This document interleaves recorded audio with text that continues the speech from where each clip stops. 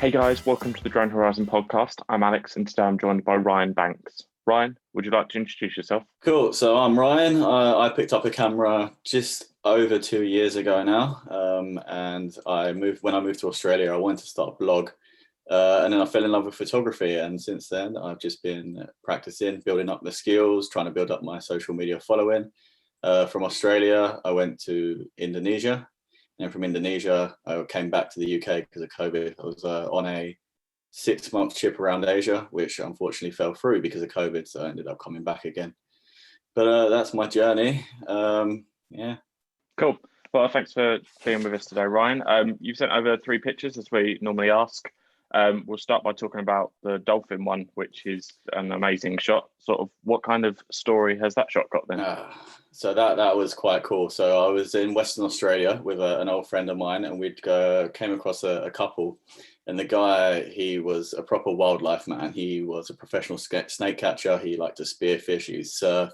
Like the typical Australian guy. And then we were in this national park. I can't remember. I think it was Kalbarri National Park, a place called Red Bluff. And he goes, "There's a pod of dolphins out there. There's about 40 of them." And for my eyes, I can't see. I'm not used to it. He must be like always got his eyes on it. So I put the drone up and I sent it out. Couldn't find them, and then suddenly they just popped up through the waves. Really, really, really cool to see. Took the shot, and then as I was bringing back the drone, so I used the Mavic Pro 1, so I can still turn the camera portrait. Sure. And I was flipping it between portrait and landscape, and then the gimbal started spinning. Something happened. I think the gimbal was spinning. Looked like the drone was falling, and I was so scared. It was. I was like, "I've lost the drone. I've lost the drone." I said to my mates, "It's gone. It's in the ocean. It's gone." And I had to look at the altitude, and it wasn't going down. And I was like, "Oh, that's not right. So it's not falling." And I just flipped the orientation again back to normal. Managed to fly it back, but that was probably my biggest scare I've had with the drone. I thought I lost it. I thought it was gone. I mean, that is one of the only downsides to flying over water. Obviously, if anything goes wrong, then that's kind of it, especially saltwater, because there's sort of no real coming back from that. At least with freshwater, it's sort of maybe a little bit salvageable, but that's an amazing shot. I did have another crash when I was in Bali at the rice terraces, and that went into it's like it's sort of a puddle, but the water was flowing out from the top, the terrace above to the terrace below, right onto the drone. Like the smallest, like probably only a foot wide, and it managed to crash into there. But I took it to a Bali copter, a place in Bali, and they took it apart and they let it dry in the sun and put it back together, and it's been working fine since. So cool. You can salvage it from fresh water, from sure. Yeah. Cool. Well, that is a fantastic shot. I mean, how long were you sort of waiting around to get that shot? I wasn't really waiting around for it. I didn't know they were there. So I think we hung out around that area because the same guy, his name's Tom, he wanted to stick his wetsuit on and went spearfishing. So we were just hanging around for him. And then when he got back, he went, "Go have a look out there. The dolphins in Australia, they just pop up randomly. You can never predict them." So I was like, straight up, put the drone up, sent it straight out. I can't even remember if I had a lot of battery or not. I was just trying to find them. And it was just part of the luck because it was a big bay as well. So it was like just searching randomly, didn't know exactly where they were. He pointed me in a general direction. But the drone was probably only up for about 10, 15 minutes. Wouldn't even be that, 5-10 minutes. Managed to get it and then pull the drone back before it died.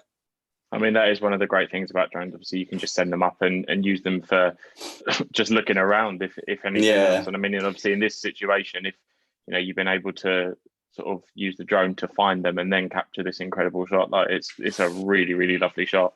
Yeah, it was a nice one. It's one of my favorite ones at the time because it was still quite when I was quite new to, especially drone photography. So I was really, really proud of that one.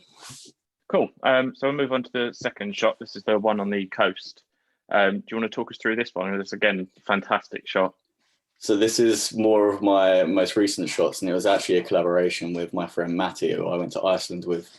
And because I went to Iceland and I forgot my in-car charger for the drone battery, so I went with 2 batteries, and then when they were gone, they were gone. So we shared his drone. So we were in a place called Studlagill. Do you know Studlagill? I don't know.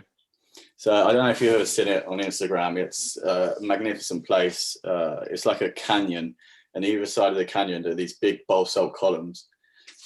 Oh we yes, were there. yes, I have seen it. Yeah. I've seen pictures of it. We were there on the east of the island, and Matty wanted to get to the Estrahorn, which is where this one was shot, which was on the south of the island. And it was, I think we were at Studleygill for sunset, and we left there quite late, and he wanted to get there for sunrise, and it was a 4 or 5 hour drive. So we drove through the night. I think a couple of hours in, I ended up getting out and going to sleep in the back of the van and let Matty do the rest. I couldn't. And we managed to get to this, get to the Estrahorn about 2-3 o'clock in the morning, a couple of hours sleep, get up. And when we were in Iceland for a week, and the entire week, moody, rainy weather, overcast, nothing. And this was the one good sunrise we got that had some good color.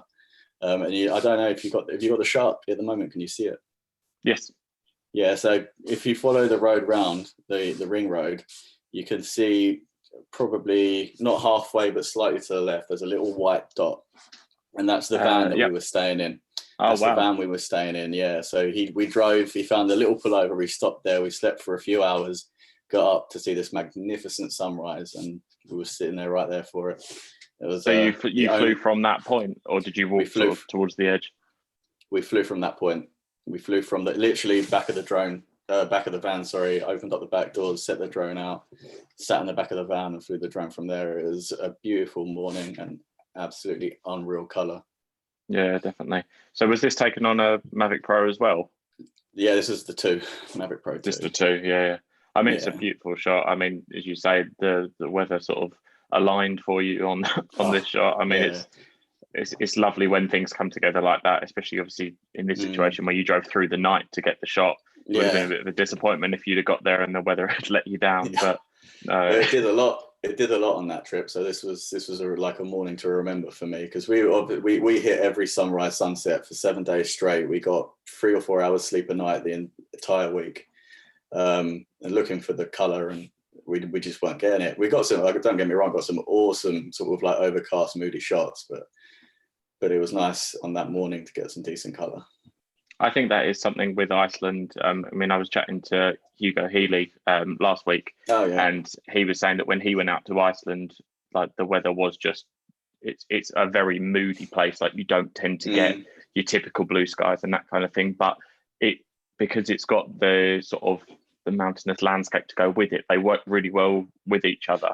I mean, a lot of the sort of Iceland shots you see are a lot more monotone, but this one you've got a really nice sort of like pinky in the middle, which I guess is from the sunrise. It was almost too pinky too. I actually tried to tone down the pinky purple out of it a little bit and make it a little bit more orange, but it's really difficult. Like the ground looks pink, and you got that really cool tone in the shadows and stuff. So that was really cool. But I was there with Mr. Healy. I met him for a day up in the Highlands. That was the first time I met Hugo. That was a good day as well. We got some really, really cool shots that day. The Highlands in Iceland are just a drone playground. Everything. So much fun up there. Yeah, it's somewhere I definitely want to go. I mean, I had the same kind of thing with weather when I was in Norway last year. I mean, I had a Spark at the time, and obviously it's a less professional drone in the sense that it can't go as far, but it was my first drone and I thought I'd take it with me.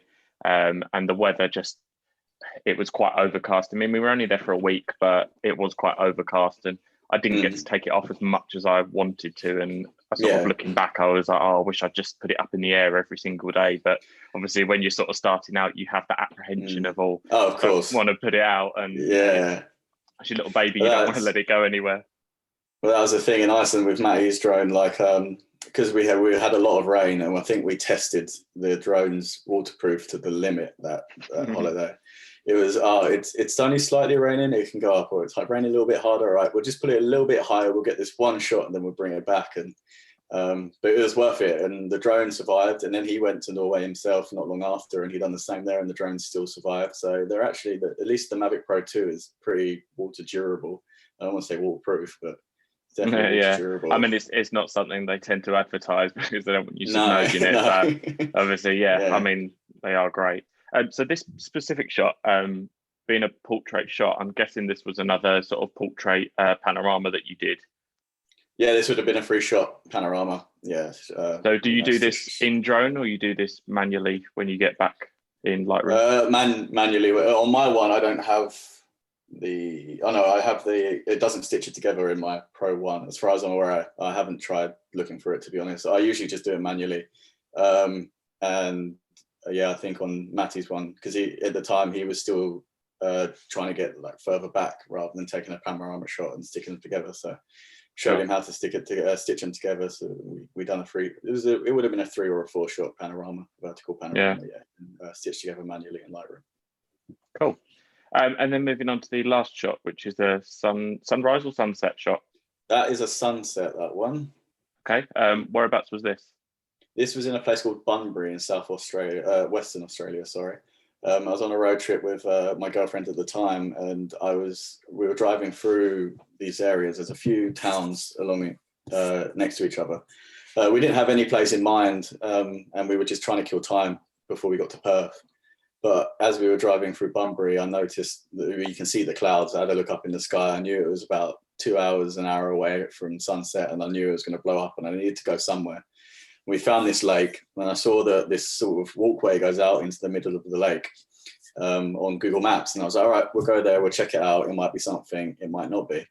Anyway, we get there, sun's going down. I put the drone up, and I just realized how still the water is on the lake. And the way that it mirrored the sky was absolutely unreal. And I was just, as soon as I put the drone up, my jaw dropped, and I thought, wow, that's some awesome conditions, that is. So I find that this shot is really sort of memorable to me in my Australia trip. It's probably one of my favorites. I even got it printed out for my dad for his Christmas present last Christmas, because at the time it was my favorite shot. So it means a lot to me, this one. I mean, I think it's one of those things that you can try to as best to capture it with a camera, but it's one of those things that unless you're there, like, when it's standing before you. I mean, when you first sent the picture over, I wondered whether this was, because it almost looks like you've taken it with a DSLR sort of standing on the ground, and it's like a thin path leading out. But obviously now you said it's a footpath, you can obviously see like the scale of everything. It's massive.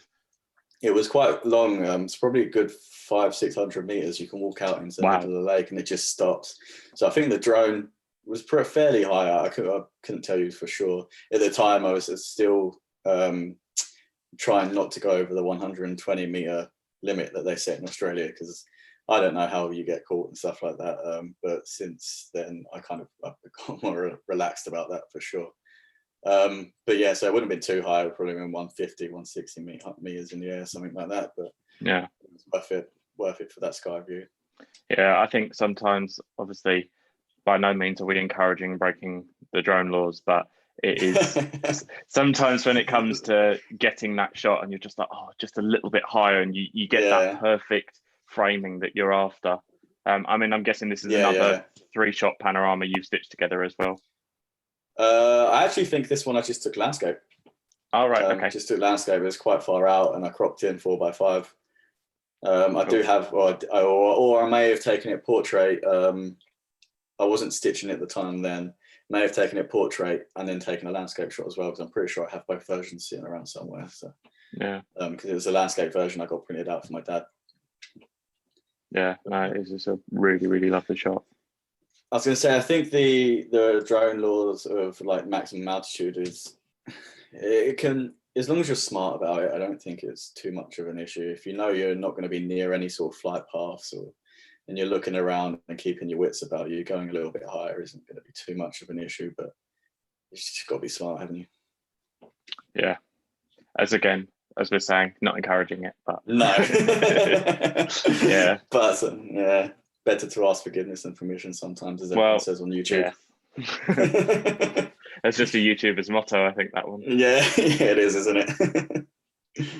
So obviously you mentioned that you use the Mavic Pro 1. Do you want to talk us through sort of what kit you take with you when you go out shooting? That can be, you can include your DSLR in that as well, if you have one. Yeah, sure. So I actually have it set out here. So the Mavic Pro 1 is my drone. After using the Mavic Pro 2 in Iceland, I'm actually looking to upgrade soon, but I'm sticking around and waiting for the rumors of the 3 coming out, hopefully beginning of next year. So I'm going to wait for that and see what happens, because the Pro 1 is still a good drone. Definitely. It does the job. It's just the 2, the quality was quite significant in my eyes. using the 2 after using the 1, so it was kind of like maybe it's time for an upgrade. But yeah, the Mavic Pro 1 with the controller that comes with it, I don't have the smart controller, but it's something that I'll definitely be looking to get next time, I think, because it's something else I also got to use first time in Iceland, and it was awesome. The screen was so like crystal clear, it was so nice. And most of my shots have been taken on the Sony A6400 actually. It's a camera I bought before last Christmas as a present to myself on Black Friday, but I recently upgraded to the Sony A7 III, which is what I use these days. Finally got myself a full frame after, I think it was about 2 years of shooting. So that's nice to use. And just the GoPro Hero 8 as well. Every now and then. I bought that to go to Indonesia for some underwater shots, but then obviously COVID happens and then I come back and there's not much underwater stuff here in the UK. So I haven't used that too much. And then I use the Lowepro Protactic 450 camera bag, and that fits everything in. I don't have a specific case for my drone. Obviously, I got the Fly More kit, so I have the leather sort of over the shoulder strap bag, but I used to use that. But no, I just have it sectioned out in my bag so that everything fits nicely and everything's easily accessible. I probably will look for a case for the drone at some point to go into the bag, and I was thinking the Cube, the Pete McKinnon Cube, is probably quite good with that day pack that comes with it as well. But for now, it all just fits in nicely into my Protactic. Do you use any filters at all, or do you just shoot without? I do. I use the Polar Pro Cinema line filters. I have the ND4, ND8, ND16 circular polarizer filters, and the ND4 pretty much lives on my drone. And then every now and then I may swap to one if I need it darker. I did once when I was down Reculver. I put the drone up there and I wanted to try and get some smooth sea, so I went to an 8 or a 16. I can't remember. But yeah, I just use it. I like the colors that come with putting the filter on top.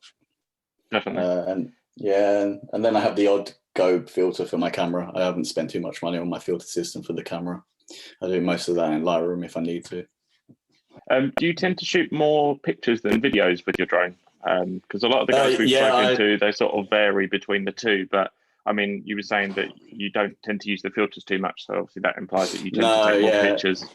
Yeah, 100%. I'm a photographer. I haven't picked up videography yet. I've done a few bits here and there. It's something that I'm looking to do. I'm just waiting at the moment because I'm still running. This laptop is 2014 MacBook Pro, lowest spec as well. So it screams at me when I'm on Lightroom. So I'm not really sure it can handle Premiere Pro. So for now, I'm just sitting back and chilling out. And I'm going to look for a good course at some point, and then eventually I'm going to pick up videography because I think being a hybrid shooter is definitely better for clients because it's more attractive for them.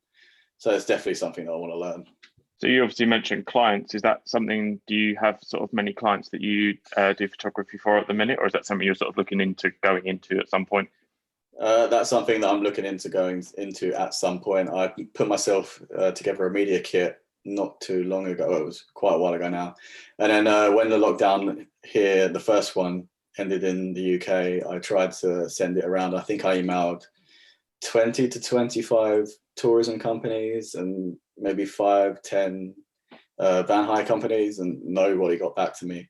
I just think for in this current climate, to get my first sort of big client job is quite difficult. So now that things are starting to come down again, I think that's something I'm definitely going to look into.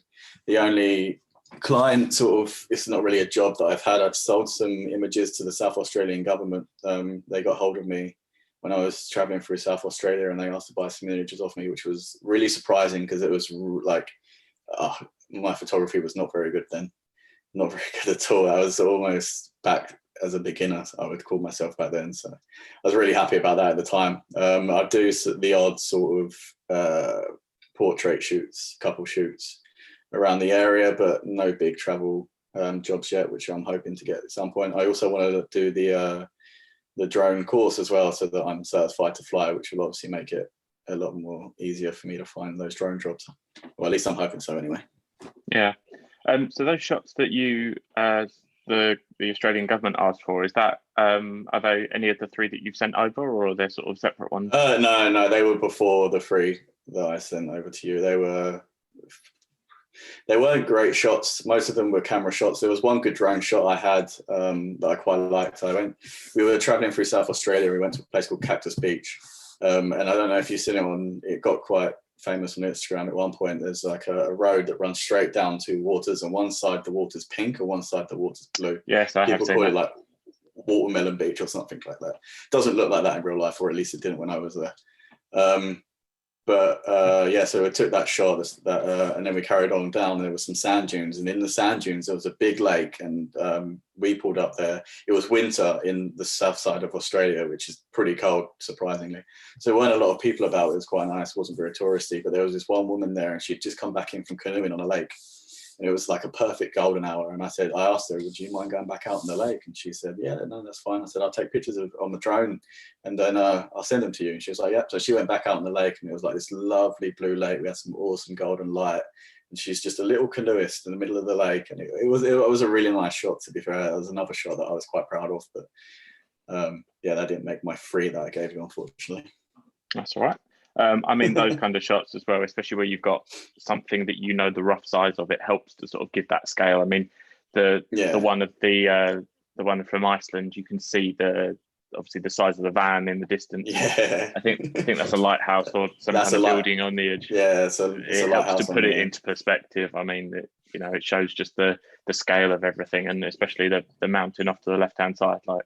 Yeah, it certainly looks daunting over there, but yeah, I mean, Iceland is an unreal place. You just got view after view, mountain after mountain, waterfall after waterfall. You stop every 30 minutes when you're going around the ring road just to see something unique and something amazing and big. It's definitely worth it. I think Iceland is one of the few places I think I could definitely keep going back to and not get bored. Yeah, it's the same with Norway. I mean, you can spend sort of a half an hour drive. You can take you an hour and a half because you're just stopping so much. As you say, it's like every corner you pull around, it's just another amazing view. And I mean, it's definitely somewhere. Iceland is somewhere I'd love to go, and Norway, as you said, somewhere that you could keep coming back to. I'd love to do Norway as well. I'd love to do that. Maybe it's something that I'll look into next year. We'll see. I want to do the Dolomites as well. Is there anywhere else that you'd sort of booked up to go to this year that obviously I know you had to come back from Asia? So is that something that you're probably going to continue on with next year, or are you going to put that on hold for now? I'm going to put it on hold for now. Asia is something I want to do. So when I left to go to Australia, the original plan in November 2018 was a year in Australia, then a year traveling around Asia. And then sort of 3 quarters away through my Australia, I decided to extend my visa for another year. I was doing this road trip I was on from Melbourne to Perth, and sort of going through that, it made me realize how much in Australia there is to see and how big it is and how long it would take to get round. And what I had originally planned was to get pretty much all the way around in quite a short space of time. So I decided to extend my visa another year. And then continue around. But then when I went to Perth, went up the west side of Australia, came back down to Perth after working on a farm, and then my car broke, and it was just going to cost me too much money to replace it. So what me and my ex-girlfriend did, we decided to fly to Bali and then start an Indonesia trip instead. So instead of spending our savings on a car or going into possible debt to one of our parents, we decided to just use our money and go somewhere a bit cheaper. And then the plan was to do sort of 4, 5, 6 months around Asia, then come back. I was going to go back to the Gold Coast. I was going to work on the Gold Coast, do a month in New Zealand when my visa ran out, come back to the UK to surprise my mum for her birthday, and then go back and do a year in Asia. So I actually cut the trip really, really short compared to what I was doing before. But now I'm hoping to sort of 5, 6 months ago, I was like, right, I'm enjoying this. This is something I want to do. I feel like I have the quality of photos that people would like to pay for, and it's something that I would like to try to push for. So I'm sort of doing a full-time job at the moment, but it's really nice. I do 2 really long days a week and then a short day, and that's my full-time job.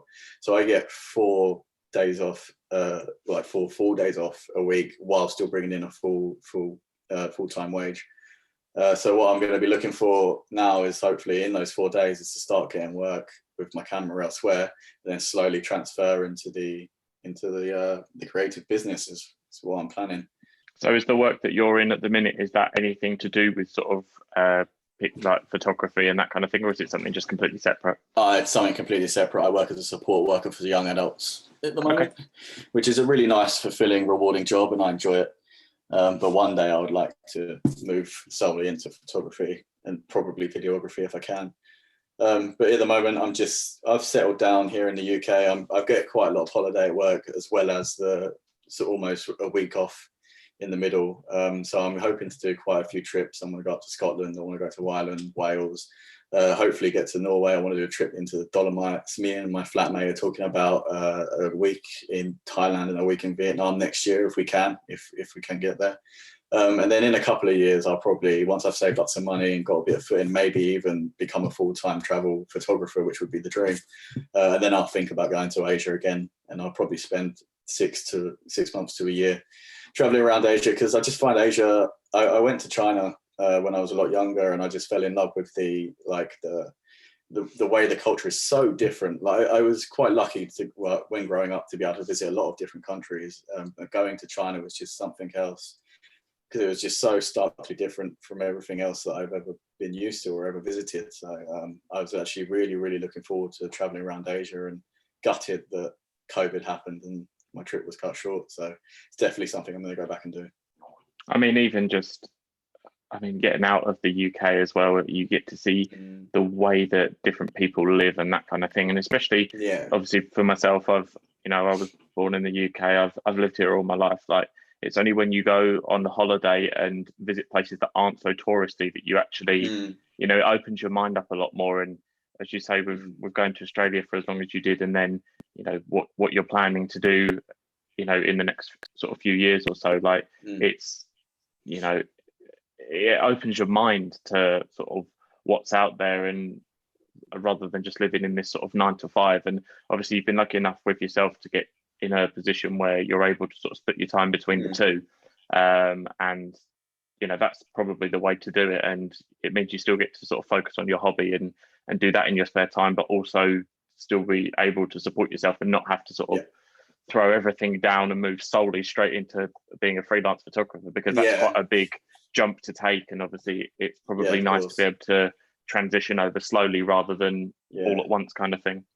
I mean, if I was doing a full-time job Monday to Friday, trying to transition into a full-time freelance photographer would be obviously really difficult, because you're starting to either turn down jobs, call in sick to your old job, or trying to squeeze everything into a weekend, I suppose.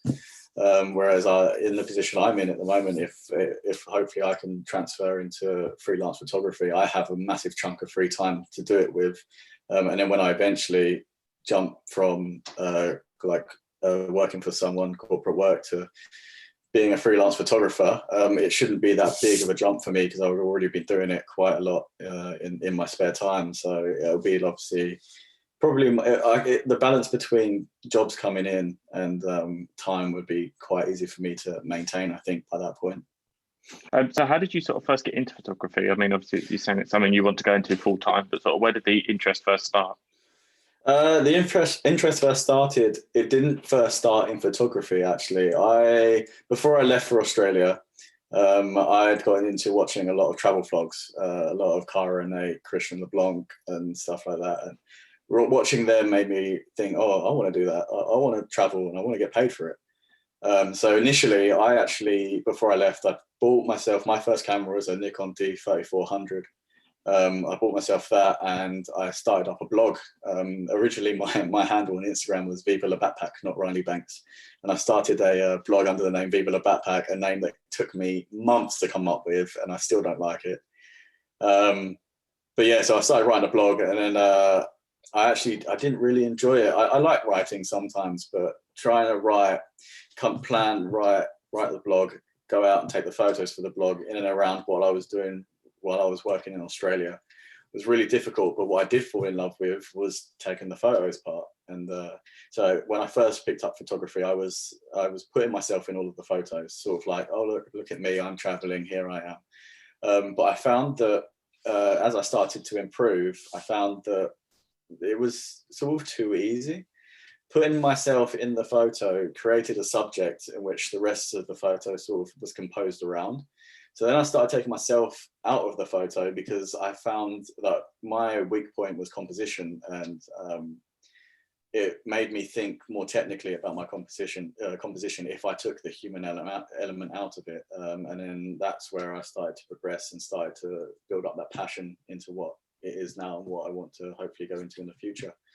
And I just kept at it. And every time I go out, I get excited. Every time I book a trip, I'm like, yep, camera is ready. And it's just, and especially in Iceland, I really, really enjoyed you find a place, you have to pack up all your gear, and then you walk for 2 hours, whatever. You go on a hike to try and find this one shot, this one location, and then you get what you want. You get that image, and the feeling is amazing. And I'd like to be doing that every day if I could.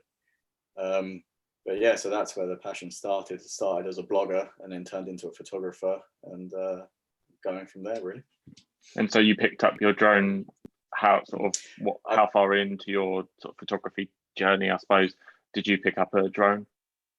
So it was, if I tried to think, so it was probably about 6 or 7 months in. One of my friends, a guy called Clarence, he had a drone. He was a friend of mine. He was in Sydney, and then I went to work on a farm, and I managed to get him work on a farm. And just before he came to the farm, he picked up a drone. So I drove from the farm to Melbourne. I met him, and then we put the drone up in Melbourne, and he let me have a go, and I had so much fun. And then I went back to the farm with him. I was on the farm for another 2 months. And I didn't get a drone then. This farm was in the middle of nowhere, like countryside of Victoria in Australia. There was nothing to really take pictures of around there. So I didn't, for almost 2 months, I just put photography down. But then as soon as I got back, I got onto, I can't remember what it was, probably Gumtree. And I found myself a secondhand Mavic Pro. I got the Fly More combo. It's $900, which is about £450. So it was a really, really, really good deal. And I've been flying it ever since. As soon as the day I bought it, I took it down to, I can't remember, I think it was a place in Victoria called Blackrock. And there's an old warship that sunk there, and they filled it with concrete and used it as a wave break. And I flew the drone up there, and that was probably my first shot on my first drone. And that wasn't a bad shot either, to be fair. It could have been better, but it was definitely fun. And talking about flying it over the water and the dangers, and that was the first thing I done when I got the drones. I flew out to sea and took a picture of the sunken ship. I mean, I think drones are so addictive. I mean, even in a situation where you can't take pictures, just any opportunity to get it up and fly it around, it's one of those things that you can't really explain until you do it. And a lot of people, they see them, and obviously, understandably, some people do find them a nuisance and that kind of thing. But being in a position where you can fly without annoying anybody and just enjoy having it, it is lovely.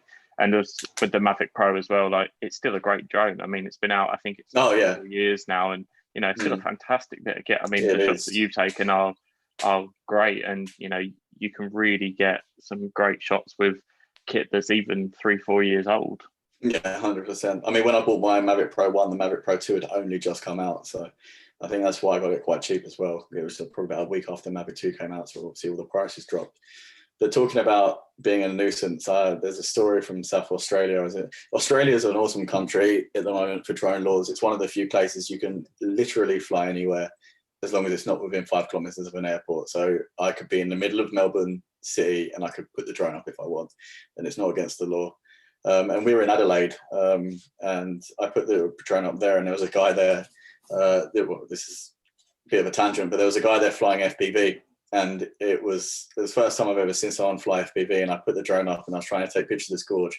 And he went, is your drone up in the air? I went, yeah. He went, where? And I pointed up to it. He went, all right, don't move it. And I put the drone on video, and he flew his FPV drone, and he was just doing flips around my drone. It was coming down like, it was quite fun. But some old woman walked past us. This story about the nuisance. Some old woman walked past us, and she went, you guys, and they're your drones? And I was like, yeah. And she went, one of them came this close to flying past my grandson's ear. You have to be more careful with them. And I was looking at the drone. It was 100 meters in the air. I don't know what she was on about, but yeah, sometimes I feel putting the drone up in a public place that is full of people is quite, sometimes I don't do it, and sometimes I do, and I feel like I just don't want to be the nuisance. But it's quite daunting, I find. I want the shot. Yeah. I mean, there's been a when I was at Old Harry's Rocks on the south coast in Dorset. I was there earlier in the year, and it's somewhere that I go every year, and I've taken my drone there for the last couple of years. And I put it down and set it all up, and I was sort of looking around, and there was quite a lot of people. And it's one of those things that, as soon as you start the blades up, like everyone's going to turn and look at you. And then when it's up in it, especially when you're bringing it back as well, obviously everyone's watching it come in. And it's one of those things that you kind of wish they made less noise, because everyone looks at you and there's more pressure on you. And, obviously you don't want people coming over and sort of moaning at you, because you're allowed to fly, but it's like, well, it is. But on the flip side as well, I have also had a lot of fun conversations with people that have come over and been incredibly interested in what I'm doing. They're like, "Oh, is that a drone?" "Yeah." "Oh, yeah." "Where is it?" "Oh, it's over there." It's like, it's a dot in the sky. "Oh, can I have a look?" "Yeah, you can have a look." And they love it. I found so far, after 18 months or so of drone photography, that not many people voice an issue with it. They might have an issue with it. They don't voice an issue with it. More often than not, people are intrigued to see what's going on. Especially kids. Kids love it. I think with it being new technology as well, obviously there's people know what they are, but not what they're always capable of. And especially with drone photography, and where you're able to say, look, this is what because a lot of people think for drone stuff, they think, oh, you're using it to take pictures of me or to spy on me is one of the things that I've heard in the past. But when you turn around and say to them, I've got no interest in taking pictures of you. I'm taking pictures of this, and you can show them what what the drone is capable of and what you're capable of, and they go, "Oh, okay, actually, that's really, really good." Like, as long as you've got something to back it up with, I think the more people that are sort of friendly with members of the public, I suppose, and can show them and sort of give a positive outlook on droning, then I guess that's what will change everybody's perception of it, rather than it being an annoyance kind of thing. 100%. I know exactly what you mean. It's just I don't understand people that say you're using it to spy on me, because why would I have an interest? Like, what use would I have in spying on you with a drone? I suppose, but probably the same people that say that their phones are spying. I suppose phones are, aren't they? But hey, all you can do is try and explain to them what you're doing.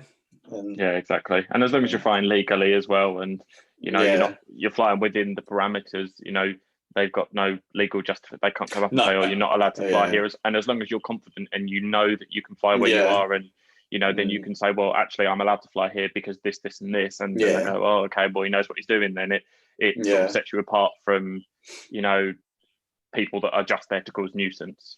And if you can sort of set yourself aside from that, obviously it gives you a better precedent if you do want to go there in the future. 100%. And that's another reason I'd quite like to become certified at some point, so it makes the whole thing just a little bit easier. And being able to fly and take pictures of what, like I have, and a mate, you work here, there's an amazing castle here in Rochester, and as far as the drone laws go, I'm not allowed to fly here. It's too built up, so it would be nice to fly it here and get a nice shot of the castle, but for the most part, for the moment, I don't try. So you obviously mentioned that a couple of your earlier shots, looking back, aren't that great now. Is there sort of any mistakes that you made earlier on that maybe you could advise people in the future to make? Oh, over editing was the first one. Trying to make it stand out and look unique, but then ending up just editing it too much, and it actually looks like rubbish, absolutely rubbish. That's probably one. And not focusing on compositional techniques as well is not something for the first sort of 6 months, isn't really something that I focused on, and I wish I had. I wish I had watched more YouTube on that and learned more of that, so that because when I first started, for the first few months, I was just pointing and shooting. I was like, "Oh, that's a nice background. I'll stand in front of it and I'll ask someone to take a picture of it, and that should be good." And then one of the most obvious ones, I think every photographer will tell you, is light, and looking out for that sort of contrast between light and shadow, trying to see what makes an image pop, what makes a subject stand out on a darker background or a lighter background. I think is a great thing to improve on when you very first start your photography journey. Cool. I think that's everything for today then, but thank you for taking time out of your day to chat. No problem. Happy to do it. Yeah, it's been really nice, and as I say, your shots are fantastic, and it's been really nice hearing about the stories behind them. Awesome. If you're ever in the area, let me know and we'll go shoot. Yeah, cool. Perfect. Thank you. Perfect. Thanks, mate.